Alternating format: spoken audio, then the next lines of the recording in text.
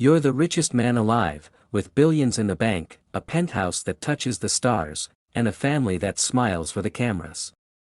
But what if it's all a lie?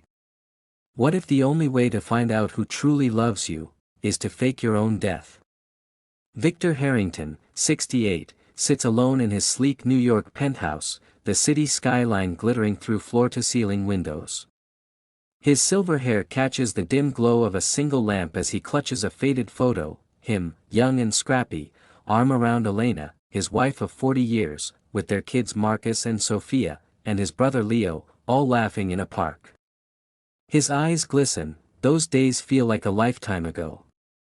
Now, his tech empire, built from a garage app to a $50 billion AI juggernaut, overshadows everything. But the cost? A family that feels more like strangers chasing his fortune. Victor's voice narrates, I grew up with nothing, in a dusty Midwest town. Mom and Dad died when I was 15, leaving me and Leo to fend for ourselves. I clawed through college, coded my first app in a freezing garage, and turned it into an empire. But every dollar I earned seemed to push my family further away. Cut to a lavish family dinner, present day. Crystal chandeliers gleam, but the mood is icy. Victor, at the head of the table, overhears Marcus, his 35-year-old son, muttering to a cousin, the old man's gotta go soon, right? That inheritance is mine. Sophia, 28, scrolls her phone, begging Elena for a bigger allowance to fund another yacht party. Elena, 65, elegant in pearls, laughs too warmly with a young business associate, her hand lingering on his arm. Victor's heart cracks, he's a cash machine, not a husband, father, or brother. Victor's voiceover, raw and emotional. I gave them everything, mansions, jets, trust funds. But do they love me, or my money?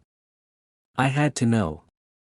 In his private study, Victor calls Dr. Amelia Ruiz, his longtime friend and physician. Her warm face appears on a video call. Amelia, I need a favor. It's unconventional. He explains his plan, fake a terminal illness to test his family's loyalty. Amelia hesitates, her brow furrowing. Victor, this could backfire. They'll hate you for the lie. But Victor's resolute. If I die without knowing who cares, that's the real tragedy. She agrees, reluctantly, swearing secrecy. The deception kicks off with Hollywood precision. Victor hires discreet actors to pose as nurses, rents medical equipment, and fakes blood tests showing stage 4 cancer. In his penthouse, now transformed with an 4-drip and hospital bed, he gathers his family. His voice trembles as he announces, I'm dying. Months, maybe less. Elena gasps, rushing to hug him, tears streaming, but Victor catches her glance at his desk, where his will sits.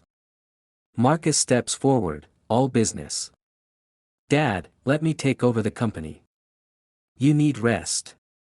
His eyes gleam with ambition. Sophia cancels a Paris shopping trip, sitting by Victor's bedside, her voice soft. Remember when you taught me to ride a bike, Dad? Victor's heart warms, but doubt lingers. Is it real? Leo, the charming slacker brother, arrives late with a $5 bouquet from a corner store. Couldn't afford roses, Vic, he jokes, but stays hours, swapping stories of their childhood pranks, stealing apples from Old Man Jenkins' orchard, sneaking into drive-in movies. Victor laughs, a rare lightness in his chest. Leo's not asking for anything. Is he the only one who cares? Weeks pass, and Victor plays the part, pale makeup, a strict diet to look gaunt, a wheelchair for effect. He drops hints about inheritance, watching reactions like a hawk. At a family dinner, he says, the one who's there for me gets the biggest share. Suddenly, visits spike. Elena brings gourmet soups but slips out 4 errands, her phone buzzing with calls Victor can't hear.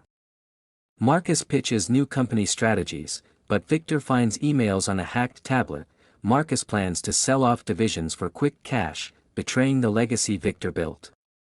Sophia organizes a family vigil, sharing old photos, but her Instagram posts from Victor's bedside, captioned #FamilyFirst, feel performative.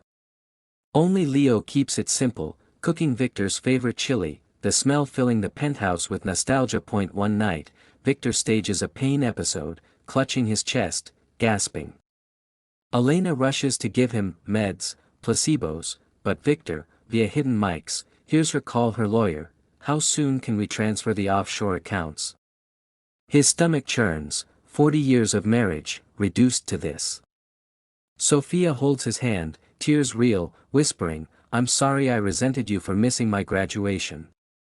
Victor wants to believe her, but the social media posts gnaw at him. Marcus barely shows, citing urgent meetings, while Leo reads Victor's Sherlock Holmes stories, his voice steady, no agenda. The betrayal deepens when Victor uncovers Elena's affair. A planted phone bug catches her planning a post-funeral Caribbean trip with her lover, gushing, Victor's money will set us up for life. Alone in his study, Victor sobs, his empire meaningless against this heartbreak. His journal, narrated for the audience, spills his pain. I built a castle of gold, but it's a prison. Who will stay when the vault is empty? To push the test further, Victor announces a final family retreat at his lakeside estate. One last weekend together, he says, voice weak but eyes sharp. I'll finalize the will there. The family agrees, but Victor overhears whispers, Marcus plotting boardroom moves, Sophia eyeing charity funds for clout, Elena texting her lover. Only Leo seems excited just to be there, suggesting fishing like they did as kids. Victor Harrington faked his deathbed to uncover his family's true hearts, only to find greed, betrayal, and whispers of an affair. Now, at a secluded lakeside retreat, the billionaire's final test unfolds.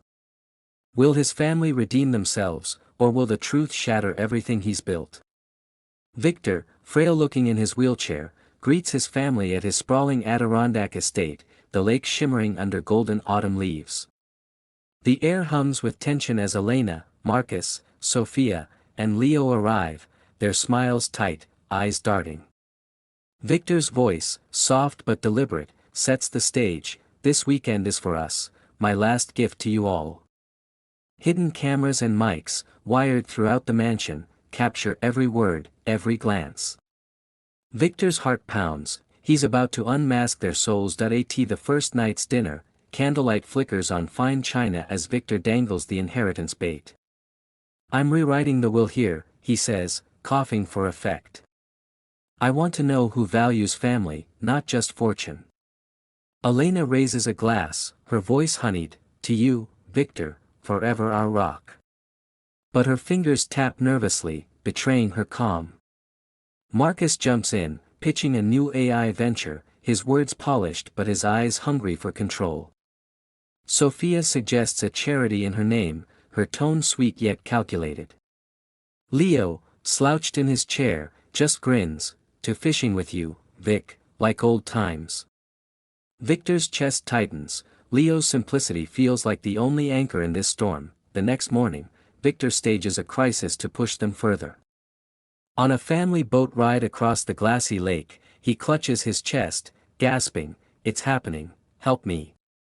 Sophia dives toward him, her face pale with panic, shouting, Dad, stay with me. Her hands tremble as she cradles him.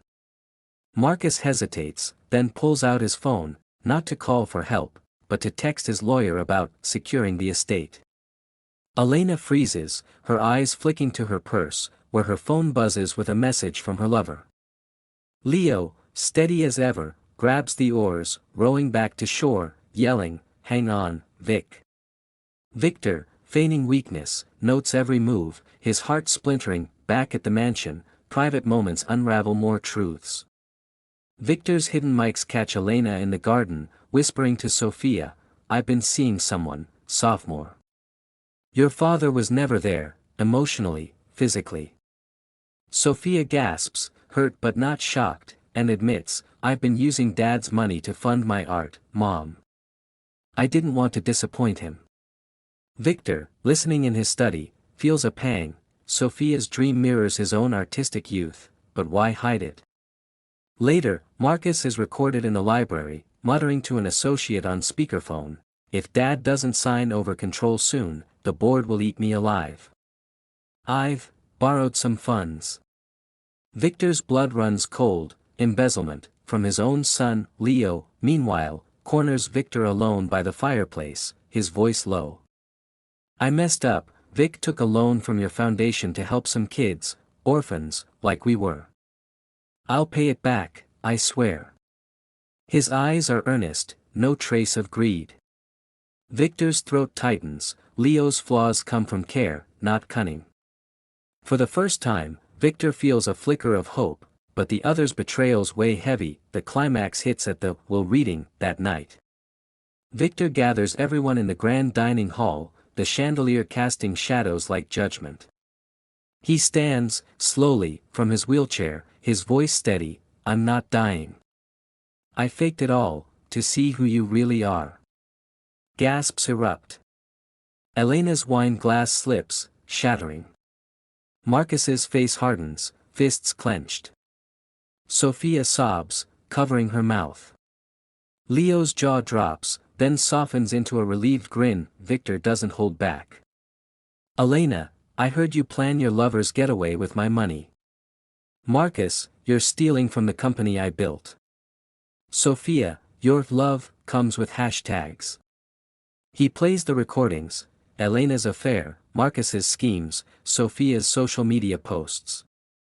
The room feels like it's collapsing. Elena lunges forward, slapping Victor, her voice raw, "You spied on us.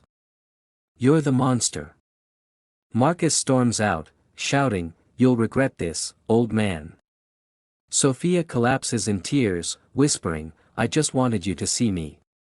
Leo steps forward, hugging Victor tightly, "I get why you did it, brother." The fallout is brutal but cathartic. Victor sits with Elena under the stars, the lake lapping softly. She confesses, "I felt invisible for years, Victor. You were always at the office." Tears stream as he admits his own failures. "I thought money was enough. I was wrong." They hold hands, a silent vow to rebuild. Marcus, back the next morning, breaks down, admitting rival pressure pushed him to desperation. "I wanted to make you proud, Dad, but I lost my way." Victor nods, offering a chance, "Earn it back, honestly." Sophia, in a quiet moment, shows Victor her secret sketches, vibrant paintings inspired by their old family trips. "I didn't think you'd care," she says. Victor pulls her close, "I always cared. I just forgot to show it." Leo, the unexpected hero, gathers everyone for a final talk. "We're Harringtons," he says, voice firm. "We've got baggage, but we've got love too. Let's not waste it." His words hit home, and Victor feels the family he longed for starting to mend. Dr. Amelia Ruiz arrives, surprising everyone, confirming the deception but adding, "Victor's lies saved your hearts." She smiles, proud of her friend. Months later, a montage shows healing. Marcus pitches ethical innovations at the company. Sophia's art exhibition opens with Victor's proud applause. Elena and Victor renew their vows by the lake, simple and private. Leo launches a foundation for orphans, funded by Victor but run by his brother's passion. Victor's voiceover closes, rich with emotion, "I faked my death to find life, real, messy, beautiful life." Family isn't what you inherit, it's what you fight for, together.